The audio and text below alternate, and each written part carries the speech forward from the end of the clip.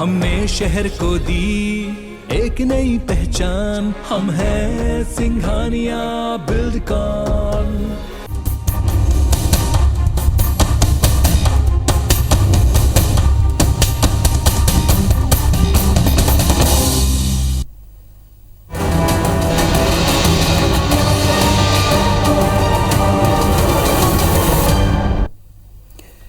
नमस्कार, स्वागत है आप सबका बड़ी बहस में। आपके साथ मैं हूं पुनीत पाठक। मध्य प्रदेश में खरगोन में जो कुछ हुआ, इसके बाद इस पर सियासत अलग अलग मंचों पर, अलग अलग मुद्दों पर।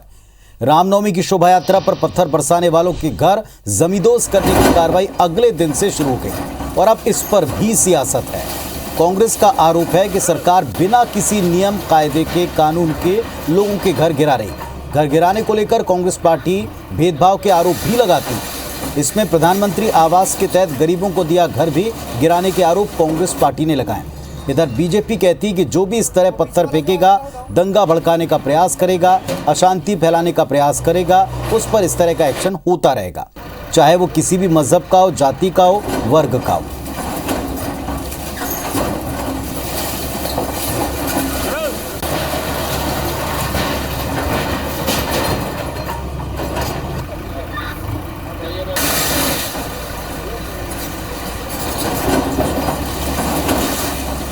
तो ये जो बुलडोजर चल रहा है, इसी बुलडोजर के ऊपर कांग्रेस पार्टी ने आपत्ति जताई है। बिना नियम कायदे के बुलडोजर चलना, यहां तक आरोप है कि पीएम आवास तक के मकानों को तोड़ा गया। सत्ता पक्ष का कहना है कि जो पत्थर बरसाएगा, संपत्ति को नुकसान पहुंचाएगा, अशांति फैलाने की कोशिश करेगा, उस पर यह एक्शन जारी रहेगा।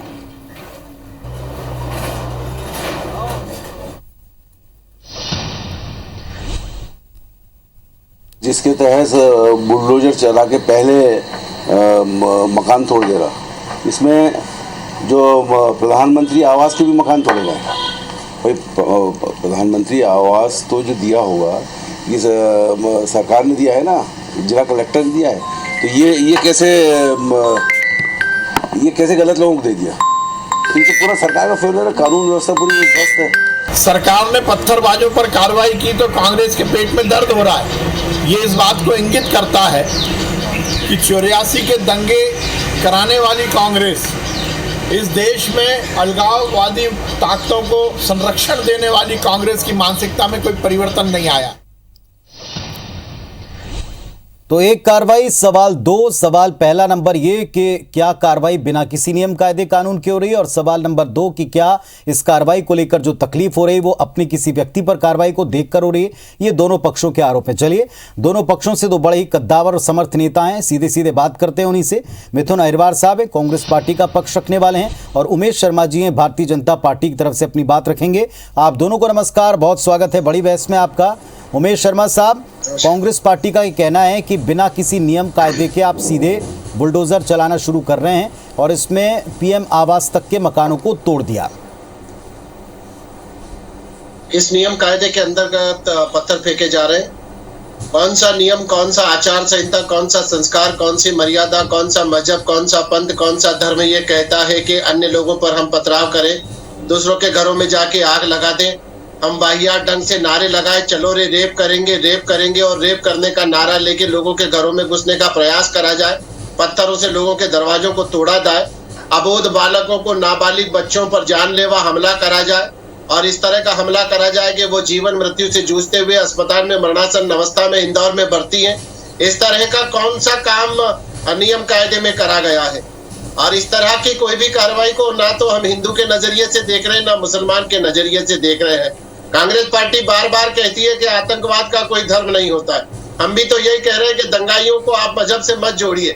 हमारे सामने केवल इस समय एक ही शब्द है जो कार्रवाई के घेरे में आता है, और वो है दंगाई। और वो दंगाई किसी भी मजहब के होंगे, कोई पंथ के होंगे, कोई संप्रदाय के होंगे, कोई जाति के होंगे, उनको छोड़ा नहीं जाएगा, उनको बख्शा नहीं जाएगा।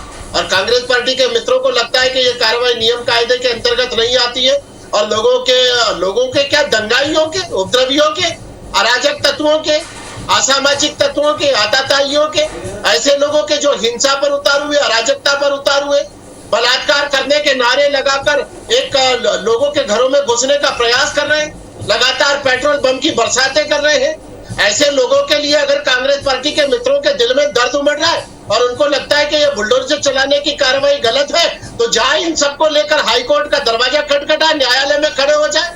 हम भी चाहते हैं कि कांग्रेस का ये जो चेहरा है ये समाज के सामने पूरी तरह से आना चाहिए। चलिए, ठीक है, मालूम होना चाहिए कि कांग्रेस किस तरह के लोगों के साथ खड़ी हुई है। ऐसे आतंकियों और ऐसे दंगाइयों ठीक है। मिथुन अहरवार साहब, सीधे सवाल है, किस नियम कायदे के तहत अशांति फैलाते हैं पत्थरबाज, दंगाई, और जिस तरह के काम वो कर रहे हैं उस पर इसी तरह का एक्शन जारी रहेगा, ज्यादा दिक्कत है तो कोर्ट जाएं?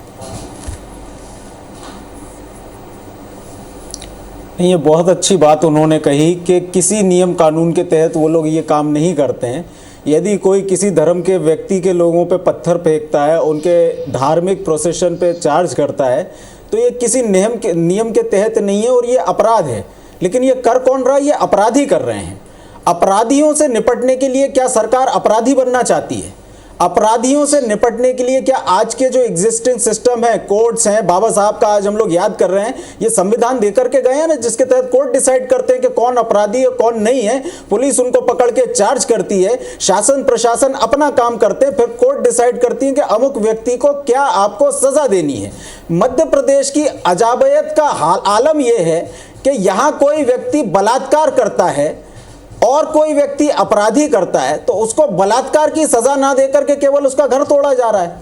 और मध्य प्रदेश में अतिक्रमण है, किसी अपराधी ने अतिक्रमण किया है, ये पता लगाने के लिए भारतीय जनता पार्टी की सरकार को उसका अपराधी होना जरूरी है। मतलब जब वो अपराधी होगा तब पता चलेगा कि उस व्यक्ति ने अतिक्रमण किया था। अभी जो आपने विजुअल्स दिखाया उसमें दिखाया जा रहा है कि बुलडोजर एक मकान को तोड़ रहा है, उसके बाजू में उतनी ही ऊंचाई पे उतनी ही डायमेंशन पे दूसरा मकान बना हुआ है। वो अतिक्रमण नहीं है, वो आप नहीं तोड़ेंगे। बात दरअसल ये है कि सरकारें जब पूर्वाग्रहित होकर के अपने कृत्य करने लग जाती हैं तो ये इस व्यवस्था के तहत होता है कि सरकार के पास अब कोई विकल्प नहीं रहा। सरकार जो कानून का पालन करवाने में अक्षम है और ये इसलिए हो रहा है कि मध्य प्रदेश के जो गृह मंत्री हैं उनको सनी लियोनी, श्वेता तिवारी, नेटफ्लिक्स और कांग्रेस, इन 4 विषयों के अलावा किसी विषय पर बोलना नहीं आता। उनसे पूछ लीजिए कानून व्यवस्था को लेकर को क्या स्टैंड है, कहते हैं हमने ये काम बुलडोजर के जरिए छोड़ दिया है। अगर ऐसा ही है तो मध्य प्रदेश में आप एक दूसरी बात भी कही जा रही है कि मध्य प्रदेश में यह कहा जा रहा है कि हमने एक अमुक कानून पास कर दिया है और उस कानून के तहत हम लोग ये कार्रवाई कर रहे हैं। उस कानून में केवल यह लिखा है कि अपराधियों से हम लोग वसूली करने का काम करेंगे। उस कानून में भी कहीं नहीं लिखा है कि आप लोगों को बुलडोजर से किसी की प्रॉपर्टी तोड़ देंगे। शर्मा जी, आप उत्तर मान दे सकते लीजिए हैं कि अगर मध्य प्रदेश की सरकार कोई कानून पास भी कर दे, मान लीजिए 10 सेकंड और लूंगा पुनीत जी, एक प्रश्न और लीजिए, मित्रों से केवल इतना सा पूछना चाहता हूं। पूछ लीजिए मिथुन जी, पूछ लीजिए, उत्तर वो देंगे। आप हाथ घुमा के कान पकड़ने की कोशिश मत करिए। कांग्रेस पार्टी तो 2 टूक सीधा सीधा कहे, कांग्रेस पार्टी एक वक्तव्य जारी करे, कांग्रेस पार्टी के प्रदेश अध्यक्ष विज्ञप्ति जारी करे या कांग्रेस पार्टी के प्रदेश अध्यक्ष बयान जारी करे कि खरगोन में ये जो मकान तोड़े जा रहे हैं दंगाइयों के, हम इन दंगाइयों के मकान तोड़ने का विरोध करते हैं। कांग्रेस पार्टी जो है वो इन दंगाइयों का समर्थन करती है। कांग्रेस पार्टी जो है वो नियोपराधियों के साथ जो मकान तोड़ने की कार्रवाई हो रही है इसको गलत मानती है। 2 टूक कहेगी कांग्रेस पार्टी ऐसा? मैं जवाब देता हूं पुनीत जी, मैं जवाब देता हूं पुनीत जी। भारतीय जनता पार्टी एक वक्तव्य जारी करे कि मध्य प्रदेश में बलात्कार करने वाले को अब सजा नहीं होगी, केवल उसका मकान तोड़ा जाएगा। मध्य प्रदेश में दंगा करने वाले पर रासुका नहीं लगेगी, केवल उसका मकान तोड़ा जाएगा। मध्य प्रदेश में मर्डर करने वाले को फांसी नहीं होगी, केवल उसका मकान तोड़ा जाएगा।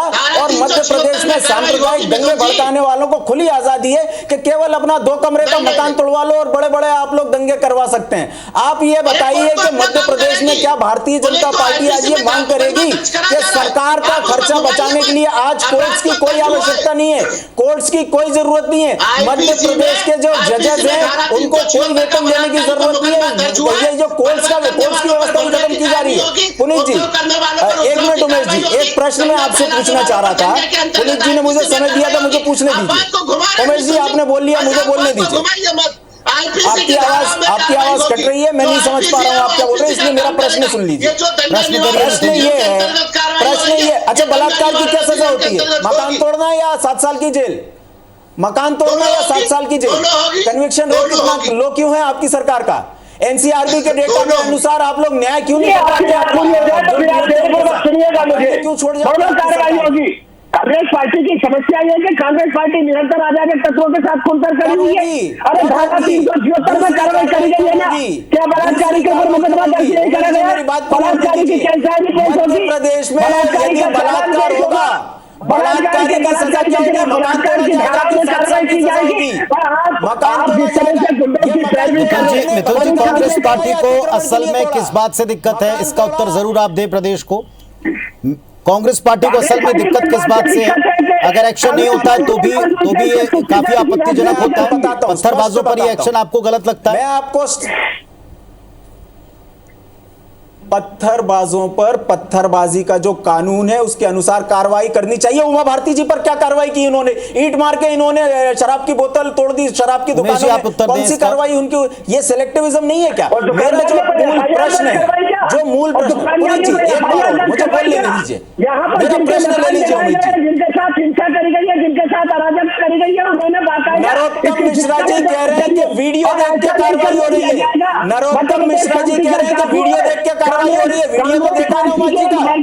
नरोत्तम मिश्रा जी कह रहे हैं वीडियो देख के कार्रवाई हो रही है। वो वीडियो नहीं देखा कि नरोत्तम मिश्रा जी ने?